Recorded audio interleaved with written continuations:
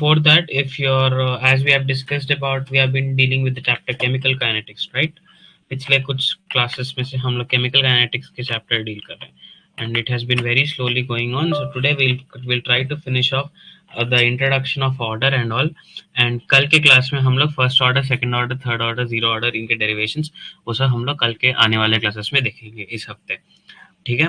सो सबसे पहले rate law. ठीक है. What is rate law? That is nothing but rate law मतलब सी सिंपल. अभी तक हमने केमिकल काइनेटिक्स में अभी तक क्या क्या पढ़ा है? वी स्टडीड व्हाट इज, ठीक है, what is chemical kinetics. Correct.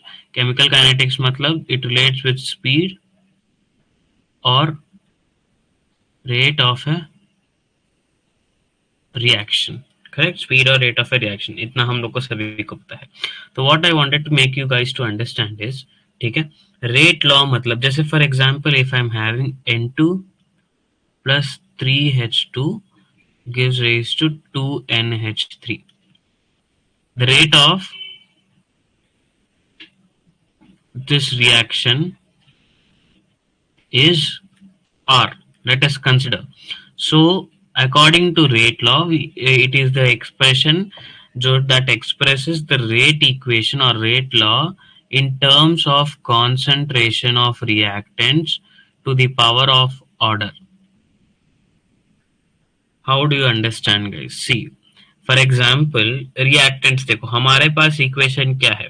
N2 plus 3H2 है हमारे पास, gives rise to 2NH3. Correct.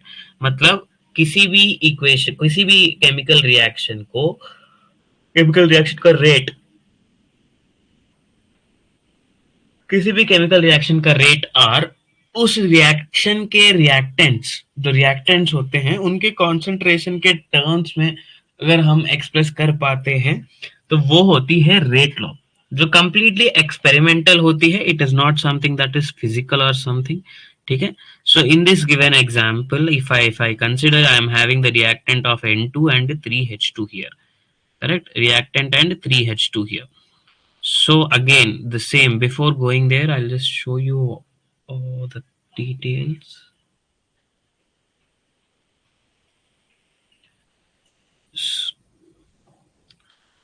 So what happens here? See, so I'm having N2 plus 3 moles of H2, that is giving me 2 moles of NH3. So according to rate law, R is directly proportional to the concentrations of the the reactants. Correct. To the power. तो जैसे N2 यहाँ पे 1 मोल है, 3 यहाँ पे 3 है और ये 1 है. सो जनरल इक्वेशन में अभी एक और मोल्स है. See again I am having M1 moles of A plus M2 moles of B giving me some products. ठीक है. सो इसका जनरल इक्वेशन अगर मैं rate according to rate law, R is directly proportional to A power P B power Q, where P equal to or may not be equal to M1, Q equal to or may not be equal to M2. ठीक है. P plus Q equal to or may not be equal to M1 plus M2. Clear. And P plus Q is order of reaction. Clear. So सबसे पहले यहाँ पे मैंने इतना कुछ लिख दिया है तो आप लोगों को समझ नहीं आ रहा होगा क्या है क्या नहीं है, तो मैं बता देता हूँ. P plus Q, चलो ये तो ऑर्डर वाली जब बात करेंगे, ऑर्डर ऑफ केमिकल रिएक्शन, वहां पे डिस्कस करेंगे. बट जनरली रेट लॉ का मतलब ही यही डिफिनेशन होता है. वो एक कैलकुलेटेड, एक्सपेरिमेंटल कैलकुलेटेड वैल्यू होती है जो completely practical, I mean like जिससे ऐसे नहीं किया जा सकता. It is established only by experiments. ठीक है. रिप्रेजेंटेशन ऑफ किसी भी रेट ऑफ रिएक्शन को कॉन्सेंट्रेशन ऑफ रिएक्टेंट्स के टर्म्स में एक्सप्रेस करना को ही रेट लॉ बोलते हैं. ठीक है. Concentration in the terms of reactants is called rate law. It is generally but large number of reactions starting with pure reactants we can obtain simple rate laws. ये थोड़ा theory points है, इसमें कुछ नहीं है. मेन चीज आपको इसमें यहाँ क्या याद रखना है, ये वाला और ये वाला, ये इंपॉर्टेंट पॉइंट्स है इसके. ठीक है. Next, that is nothing but rate law. अब आदि बारी आती है ऑर्डर. What is order? उससे पहले ऑर्डर देखो एक और चीज. यहाँ पे मैंने एक केमिकल इक्वेशन लिखा हुआ है, अगेन अमोनिया फॉर्मेशन का ही rate. Rate with respect to WRT is with respect to. अगर N2 के हिसाब से अगर पूरा इक्वेशन का मेरे को रेट चाहिए तो minus D N2 by D करूंगा. H2 के लिए हिसाब से माइनस डी. लेकिन अगर मैं इन तीनों को इक्वेट करूं, लाइक पूरा केमिकल इक्वेशन का इक्वल सेम रिएक्शन मेरे को लिखना चाहूं, तो उसको मैं कैसे लिखूंगा इसके लिए? I'll show you back side there. सी, अगर मेरे को ये पूरा है और मेरे को ये पूरा N2 का मेरे को ये चाहिए, रेट इक्वेशन चाहिए, तो किसी भी केमिकल इक्वेशन के लिए कैसे लिखना है वो देखते हैं हम एक बार. आई थिंक ये ऑलरेडी हमने डिस्कस कर चुके हैं, लेकिन will discuss with two equations. ठीक है. सबसे पहला इक्वेशन है N2 plus 3H2 gives rise 2 moles of NH3. तो रेट पूरा इसका जैसे रेट निकालना है मेरे को, रेट इक्वेशन इक्वेट करना है, is equal to -1/3 DH2 upon dt equal to +1/2 DNH3 upon dt. ये कंप्लीट रेट है. Rate with respect to N2 चाहिए मेरे को, विथ रेस्पेक्ट टू H2 चाहिए, तो -DH2 upon dt. General rate का फॉर्मूला क्या होता है? जनरल रेट का फॉर्मूला होता है delta C, that is nothing but delta change in concentration upon time. Correct? That is what is called rate. So this you guys know. This is what we have been discussing till now. Now let us go to order. Okay, now let us go to order. Okay, I think the screen has been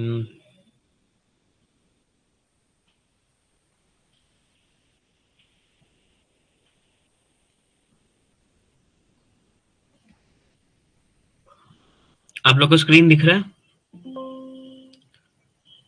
Guys, anyone can see the screen?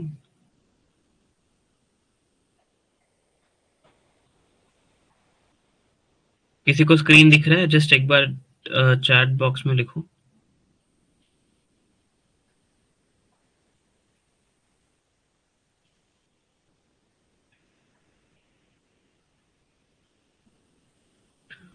Okay.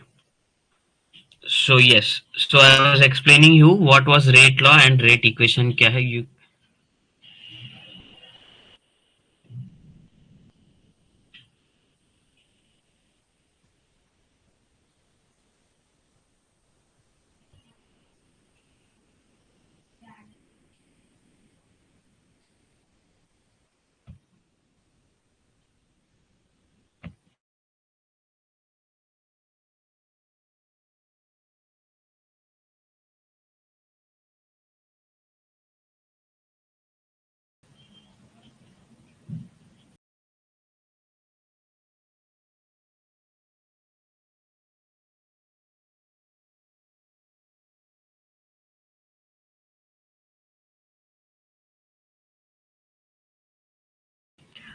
Guys, आप लोग को screen दिख रहा है clearly? Screen and आवाज आ रहा है clearly? Just एक बार चैट बॉक्स में यस लिखो. I just want a quick confirmation from you.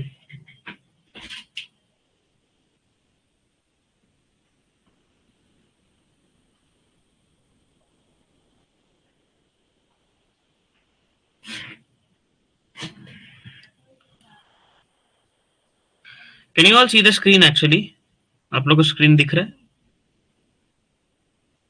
Okay, I think there was some issue, technical issue between. Okay, no problem. Yes, guys. So rate का differential equation. Generally, अगर rate law का अगर definition मांगता है ना कोई आपसे, rate law, what is rate law? Define rate law.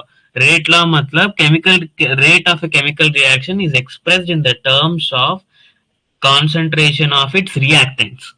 ठीक है, ये नोट डाउन करो ये चीज, ये पॉइंट डेफिनेशन बोल रहा हूं मैं. ठीक है, what define rate law?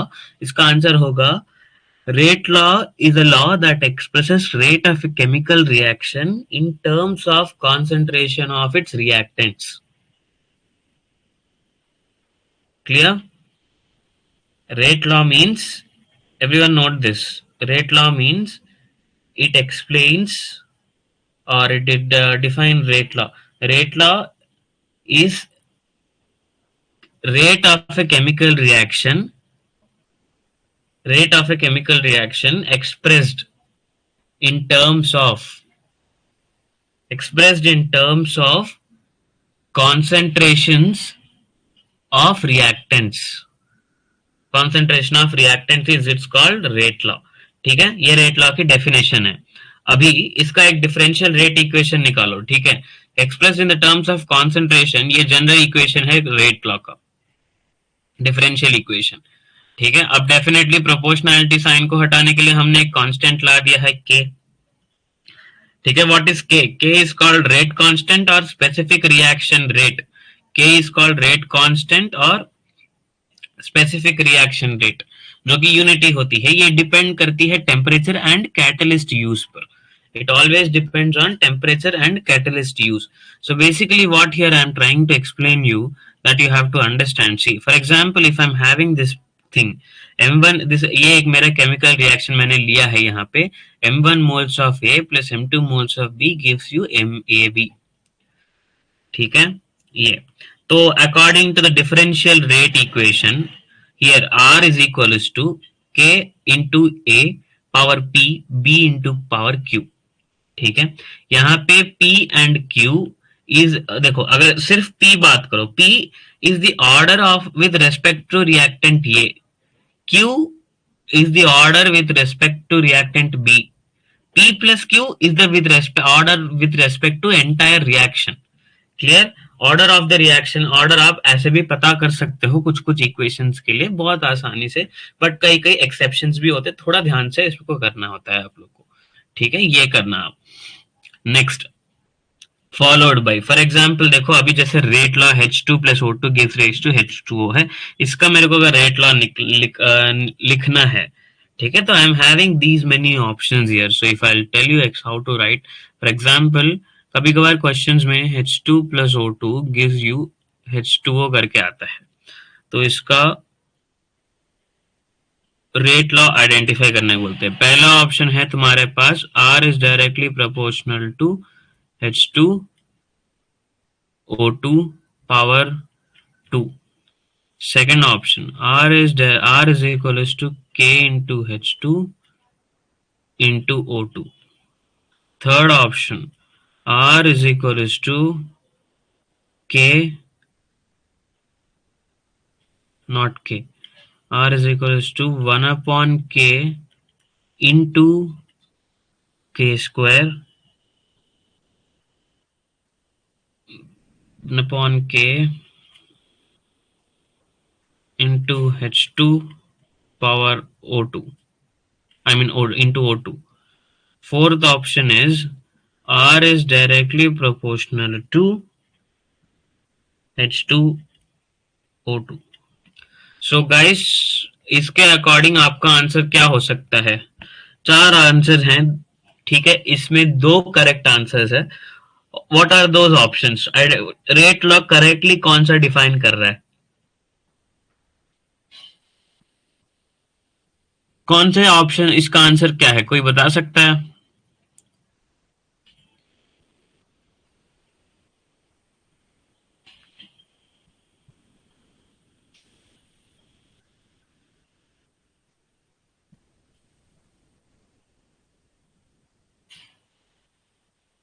To and four absolutely correct. ठीक है, क्योंकि यहाँ पे ये है इस इक्वेशन का. फिर अभी मैं मान लो N2 प्लस 3H2 करता हूँ. ठीक है, चलो ये अभी तो ये जनरल रेट लॉ ऐसा आइडेंटिफाई करना है आपको, ये वाला और ये वाला. थर्ड वाला इसलिए गलत है क्योंकि यहाँ पे 1/k है, जो कि कभी होता नहीं है.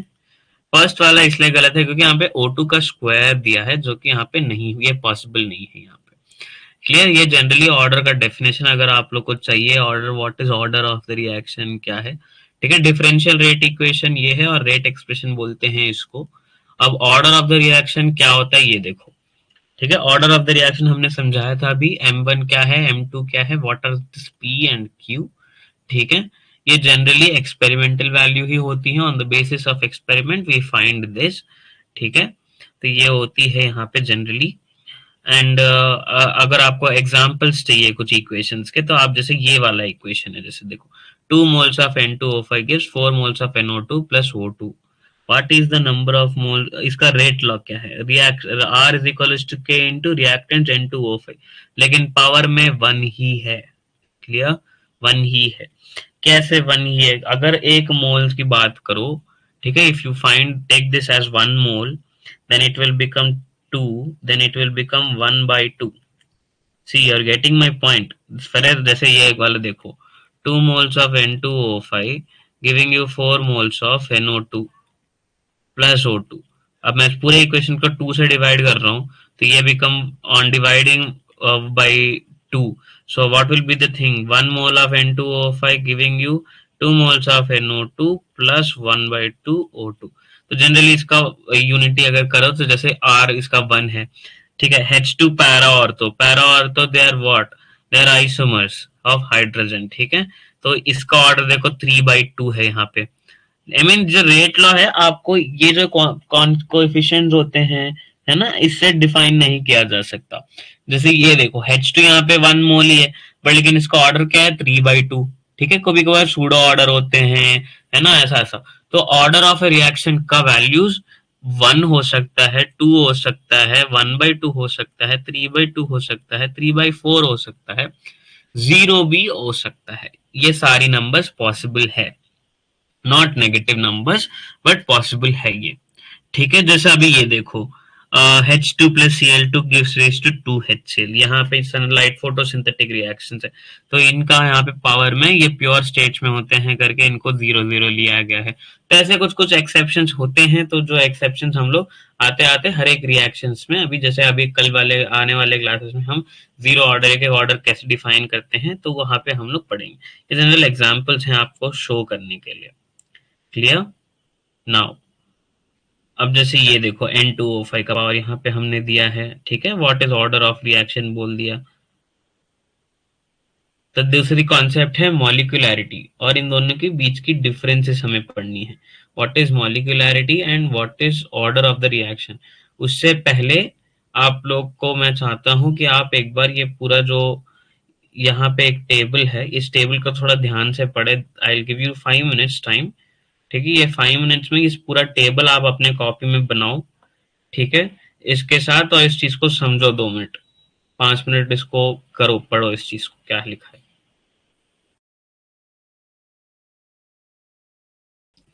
मेक श्योर आप लोग ये जो टेबल दिख रहा है, ये टेबल अपने कॉपी में बना लो आप। ये एक टेबल आपको कॉपी में बनानी है, अपने अपने रनिंग नोट्स में भी बनाओ। I am giving you 5 minutes time for that. And ये वाला भी, चलो ये वाला तो मैं बताऊंगा, इसको अभी रहने दो। आप सबसे पहले ये वाला बनाओ। This comparison table is important. अगर आप खुद से हाथ से लिखकर बनाओगे तो आपको थोड़ा याद भी हो जाएगा ये। Your 5 minute starts now.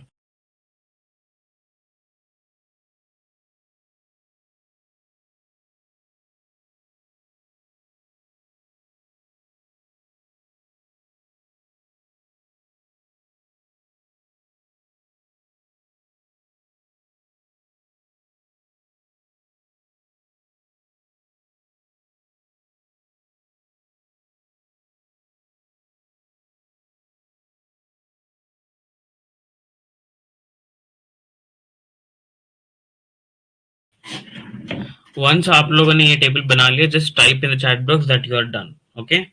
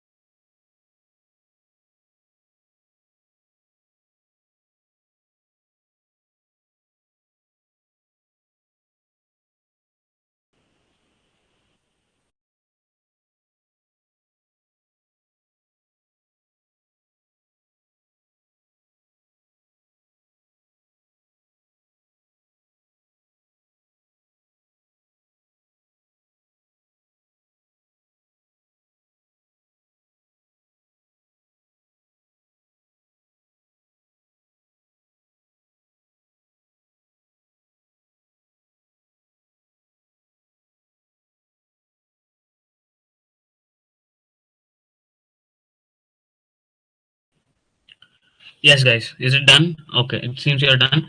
Okay. RDS beta, RDS is nothing but it is the rate determining step. ठीक है, rate determining step in the mechanism of a reaction. See for example इसका कैसे समझो. बेसिकली देखो, सबसे पहले ऑर्डर मॉलिक्युलरिटी को हम लोग साथ साथ में पढ़ेंगे, डिफरेंशिएट करते हुए पढ़ लेंगे तो आपको दोनों सब चीज खत्म हो जाएगा. ठीक है. सो बिफोर गोइंग मॉलिक्युलरिटी, आप सभी को एक चीज पता है, एलिमेंट्री स्टेप रिएक्शन या कुछ मेन फर्स्ट स्टेप रिएक्शन जो होती है. ठीक है. फॉर एग्जाम्पल जैसे अभी रेट डिटरमाइनिंग स्टेप, मतलब आप लोग को ऑर्गेनिक में भी ये चीज पढ़ा होगा, बाकी इधर भी आया होगा. जैसे इस बहुत सिंपल तरीके से समझते हैं अपन. ठीक है. जैसे आगे ए से लेकर ई जा रहा है, ये हमारा मेन रिएक्शन है, लेकिन उससे पहले ए कैसे बनेगा, बी बनेगा, बी से क्या बनेगा, सी, सी से क्या बनेगा, डी, डी से क्या बनेगा, ई. तो यानी 1 step, 2 step, 3 step, 4 step. First वाले को हम लोग क्या बोलते हैं, एलिमेंट्री स्टेज स्टेप या रिएक्शन बोलते हैं. करेक्ट. तो ऐसे ही रेट डिटरमाइनिंग स्टेप करके एक होती है, रेट डिटरमाइनिंग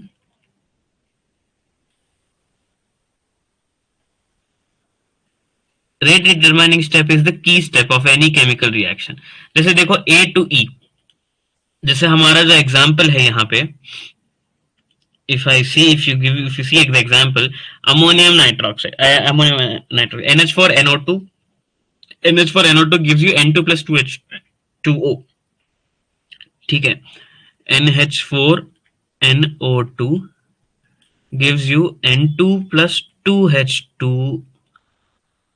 लेकिन before this it will separate NO2, पहले सेपरेट अलग हो जाएगा, फिर वगैरह वगैरह कर करके फिर ये स्टेप बनेगा. तो यहाँ पे जो पहला स्टेप होगा ना, आर डिस्टर्ब, इट कैन, ये हमेशा रेट डिटरमाइनिंग स्टेप से आती है. जैसे केमिकल, देखो मॉलिक्युलरिटी क्या होती है, it is defined as number of molecules taking part in a chemical reaction. Chemical reaction में जितने मॉलिक्यूल्स हो रही हैं उसको बोलते हैं, उसको वही काउंट होता है मॉलिक्युलरिटी का. लेकिन ऑर्डर मतलब क्या, ऑर्डर मतलब it is defined as sum of power of concentration terms that appear in the rate law. ठीक है. Sum of concentration terms that appear in the rate law. Wait,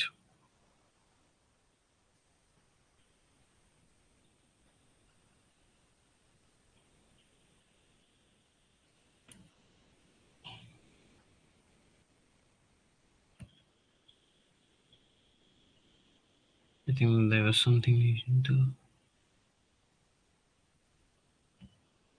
Yes, clear. This was the same. ये order molecularity 1 होती है. ठीक है. जैसे इस reaction में 1 है. ठीक है. अगर फॉर एग्जांपल एक रिएक्शन ले लेते हैं हम, N2 plus 3H2 gives rise to 2NH3, ये एलिमेंट्री, यहाँ पे कितने मॉलिक्यूल टेकिंग पार्ट है, 3 मोल्स ऑफ हाइड्रोजन हो रहा है यहाँ पे, और यहाँ पे 1 मॉलिक्यूल ऑफ ये N2 हो रहा है. टोटल 4 मॉलिक्यूल्स हो रही है. तो इसकी मॉलिक्युलरिटी 4 होगी, नॉट 3. ठीक है. It is 4 not 3. यहाँ पे 4 होगा. क्लियर. जैसे रेट लॉ में देखो, लेकिन ऑर्डर क्या है, ऑर्डर में यहाँ पे power, sum of power of concentration of 1 plus 3 is 4. This is the rate differential equation that we have got here. Clear. Order molecularity का अगर आपने डेफिनेशन लिख लिया हो तो अभी आपको क्या करना है, आई जस्ट टेल यू. ठीक है. आप लोग को क्या करना है, ये पूरा अभी तक जितना केमिकल काइनेटिक्स हुआ है ना, इसको थोड़ा रिवाइज करो घर पे. ठीक है. ऑर्डर तक अच्छे से एनसीईआरटी रीडिंग करना. मुझे कल तक के लिए रीडिंग करके आओगे ना, तो कल आप लोग को पूरा डेरिवेशन सब करने में ज्यादा टाइम नहीं वेस्ट करेंगे. डेरिवेशंस में direct will see the formulas क्या है क्या नहीं है. ठीक है. Will simply see what are the formulas we have and what is the thing that we are left to deal with, because we have to finish this syllabus and wrap it up soon. So इसलिए हम लोग देखेंगे कितना कर सकते हैं कितना नहीं. सो उसके according, and most probably will see to conduct many classes as well. Some extra classes भी लेने पड़ेंगे लगते हैं to cover up with your syllabus. जैसे, और दूसरी बात, मुझे एक और काम करना है. आप लोग, मुझे एक इंफॉर्मेशन चाहिए आज के आज. ठीक है. मालिनी और दीपिका, आप लोग एक काम करो. ठीक है. जितने चैप्टर्स अभी तक मैंने कराए हैं और फिजिकल केमिस्ट्री की पार्ट है. ठीक है. सिर्फ फिजिकल केमिस्ट्री और इनऑर्गेनिक केमिस्ट्री, ये दोनों चीजों को लेकर आप लोगों से मेरे को एक इंफॉर्मेशन चाहिए, आप दोनों डिस्कस कर लो अलग अलग, आप जैसे भी आपके कन्वीनियंस आप दोनों देख लो, फिजिकल और इनऑर्गेनिक। आप लोग मुझे एक लिस्ट भेजो, ठीक है, चैप्टर्स के, जो ऊपर सबसे पहले आप क्या लिखोगे, आपके बहुत टफेस्ट चैप्टर, सबसे बड़ा मुश्किल चैप्टर कौन सा लगेगा। जैसे for example if I explain, see अगर मेरे को अभी जैसे देखो, आपको करना क्या है, जैसे अभी मैंने आप मालिनी आप देखो, आपको क्या करना है, आपको एक लिस्ट बनानी है वहां पे, जहां पे सबसे पहला पहला चैप्टर आपका बहुत मोस्ट डिफिकल्ट क्या है, मोस्ट डिफिकल्ट ऊपर, फिर मोस्ट थोड़ा बहुत वैसे, लास्ट में सबसे इजी चैप्टर आपको क्या लगेगा, और कौन कौन सा रिलेटेड, फिजिकल केमिस्ट्री और इनऑर्गेनिक केमिस्ट्री, ठीक है, फिजिकल और इनऑर्गेनिक केमिस्ट्री, इसमें रिलेटेड मोस्ट डिफिकल्ट से लेकर इजी तक, ऐसा आप दोनों अलग अलग लिस्ट बनाओ। मान लिया आप आपके हिसाब से आप मुझे आज रात तक भेज दो, और दीपिका आप भी अपने हिसाब से आप मुझे डिस्कस करके भेज दो। आप दोनों आपस में डिस्कस करके एक ही लिस्ट बनाओगे, वो कर सकते हो, आप दोनों के कन्वीनियंस के अकॉर्डिंग दोनों मिलकर बात करके एक लिस्ट बना दो मेरे को चैप्टर्स के। नहीं तो मालिनी आप अपना अलग सा भेजना, दीपिका आप आपके आपके हिसाब से अलग सा भेजना, देन उसके according I will plan what to do with you guys to work on that, okay. So that आपकी फर्स्ट सबसे पहले हम लोग मोस्ट डिफिकल्ट चैप्टर से डील करेंगे, फिर जाते जाते आपके जो, but will deal all this after the completion of chemical kinetics.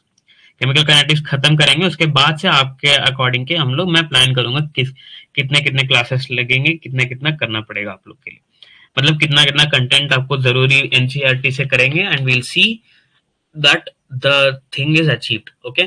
So make sure आज रात तक मुझे ये चाहिए लिस्ट हर हाल में, ठीक है। वे क्लास खत्म होते ही, अभी जैसे अभी अभी ऑलमोस्ट क्लास खत्म है आपकी, नेक्स्ट क्लास 6:30 पे है, तो आपको अभी एक काम करो, 6:30 से पहले या फिर 6:45, आपकी जो जब भी नेक्स्ट क्लास स्टार्ट होने से पहले अगर टाइम मिलता है, आप लोग कर पाते हो तो अभी मुझे लिख कर भेज दो, ठीक है, ताकि मैं भी अपना देखकर आपको उस हिसाब से मैं कर पाऊँ। Clear? I'll have to plan things. So make sure आज के आज हो जाना है guys, आज अगर नहीं कर पाओगे तो then I'm sorry I can't help you with anything. ठीक है, आज ये चीज कर दो, मुझे चैप्टर्स के लिस्ट आपका डिफिकल्टी के लेवल्स के अकॉर्डिंग चाहिए मेरे को, so that I have to plan in that way classes for you. Clear? Yes, any questions, anything you wanted to ask?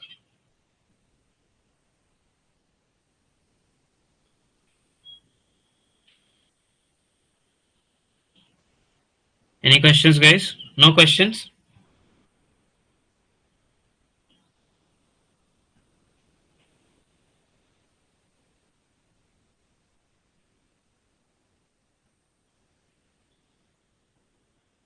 No questions? Okay. If no questions, आपके पास कोई questions नहीं है, okay, no problem. You can be free guys, आज का class इतना ही, main चीज ये चीज आपको रिवाइज करनी है कल के क्लास के लिए। दूसरा, अभी ये लिस्ट वाला काम, ये दो काम मुझे आज के आज कर देना है आपको, ठीक है। आप मुझे ये लिस्ट बना के भेजो चैप्टर्स के, and we'll work on that, okay. चलो, thank you, and let's don't भूलना नहीं 6:30 पे आपकी बॉटनी की क्लास है।